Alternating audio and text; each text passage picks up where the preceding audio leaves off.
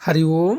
మానవ సేవయే మాధవ సేవ లక్ష్యంగా నడుస్తున్న శ్రీ సత్యేశ్వర అనాథ మానసిక దివ్యాంగుల సేవాశ్రమం.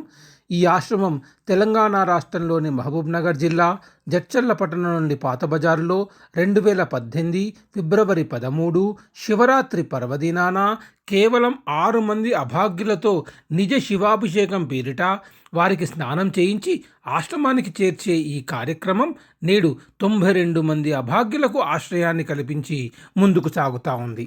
ఇటువంటి ఆశ్రమంలో ఈ అభాగ్యులపై దయతో మరెంతో ప్రేమతో నేడు విశేషమైన ఆర్థిక సహాయం అందించి అన్నదాన కార్యక్రమాన్ని నిర్వహిస్తున్న దాతలు, దయామయులు, ఉదార స్వభావులు, సమాజ సేవా తత్పరులు, సహృదయులు శ్రీమతి శ్రీ పున్న సుధా కాశీ విశ్వనాథ్ గారు మరియు వారి కుటుంబ సభ్యులు, వీరి జడ్చర్ల వాస్తవ్యులు.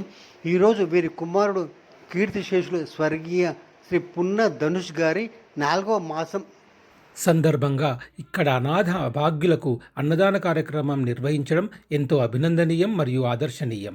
జంతువునాం నరజన్మ దుర్లభం అంటే మానవ జన్మ అన్ని జన్మల్లోకెల్లా ఎంతో ఉత్కృష్టమైనది. ఇలాంటి అద్భుతమైన జన్మ మనకు లభించినప్పుడు దాన్ని సార్థకతం చేసుకునే ఏకైక మార్గం సాధనం మానవ సేవ. అదే మాధవ సేవ కూడా.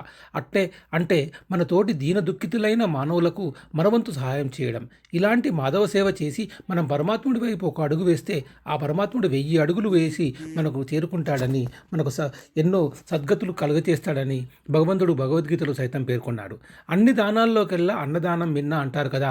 మరి ఇలాంటి అన్నదానం యొక్క విశిష్టత ఎరిగిన ఎంతో మంది పుణ్యపురుషులు, దాతలు, దయామయులు ఎన్నో సత్రాల్లో, పుణ్యక్షేత్రాల్లో, పెళ్లిలాంటి శుభ సందర్భాల్లో, చివరికి రాజకీయ శిబిరాల్లో కూడా అన్నదాన కార్యక్రమాలు ఎంతో ఆర్భాటంగా నిర్వహిస్తూ ఉంటారు. మరి అలాంటి అన్నదానాల్లో ఎవరైనా ఆకలితో అలమటిస్తూ వారి కొన ప్రాణాలను కాపాడుకుంటున్నారా అంటే నిస్సందేహంగా లేదని చెప్పాలి. మరి ఎలాంటి ఆకలి బాధ తెలియని ఇట్లాంటి వారికి ఎన్ని లక్షల కోట్ల మందికి అన్నదానం చేసినా మనకు లభించే పుణ్యఫలం ఎంతో నామమాత్రంగానే ఉంటుంది. అదే ఆకలితో అలమటిస్తూ రోడ్డుపై దిక్కుముక్కు లేకుండా నగ్నంగా అర్ధనగ్నంగా తిరుగుతూ హైవేలపై ఫ్లైఓవర్ల కింద శయనిస్తూ మురుగు కాలువల్లో నీటిని సేవిస్తూ దోమ కాట్లను సైతం భరిస్తూ దుర్భరమైన జీవితాన్ని గడుపుతున్న ఈ మానసిక దివ్యాంగులకు మీరు చేసే అన్నదాన ఫలితం ఎన్నో రెట్లు ఎక్కువ పుణ్యఫలాన్ని లభిస్తుంది అనడంలో ఎటువంటి అతిశయోక్తి లేదు. లోకంలో దానవీర శూర్ణకర్ణగా పెరుగొందిన కర్ణుడు ఎన్నో దానాలు చేసినప్పటికీ స్వర్గలోకంలో ప్రవేశం నిలిపివేయగా తిరిగి భూలోకానికి వచ్చి ఎన్నో అన్నదానాలు నిర్వహించి సద్గతులు పొందడం జరిగింది. కాబట్టి అన్నదానం అంత విశిష్టమైనది. ఒక అన్నం అనగా భోజనం మాత్రమే మనం చాలు అని సంతృప్తిని తిన్నవారికి, అది విన్నవారికి కూడా కలుగజేస్తుంది. అదే కాకుండా ఇలాంటి దుర్భరమైన జీవితాన్ని అనుభవిస్తూ రోడ్లపై వచ్చే వాహనాలకు అడ్డంగా పరిగెడుతూ వారు కాపాడే ప్రయత్నంలో మనలాంటి వారు కూడా దాదాపు 2 లక్షల మంది ప్రతి సంవత్సరం మన దేశంలోనే ప్రాణాలు కోల్పోతూ ఉన్నారు. మనం ₹1,00,00,000 ఇచ్చిన ఒక ప్రాణాన్ని మాత్రం తిరిగి తీసుకురాలేం కదా. 84 లక్షల జీవరాశుల్లో ఎన్నో జన్మల అనంతరం ఈ మానవ జన్మ ప్రసాదించిన ఈ పరమేశ్వరుడికి ధన్యవాదాలు తెలుపుకునే ఏకైక మార్గం తోటివారి ఆపదను గుర్తించి వారికి సహాయం చేయడమే. అప్పుడు దేవుడు ఖచ్చితంగా మనకు కావలసిన సహాయం మనకు చేస్తాడు. అదే కర్మ సిద్ధాంతం కూడా.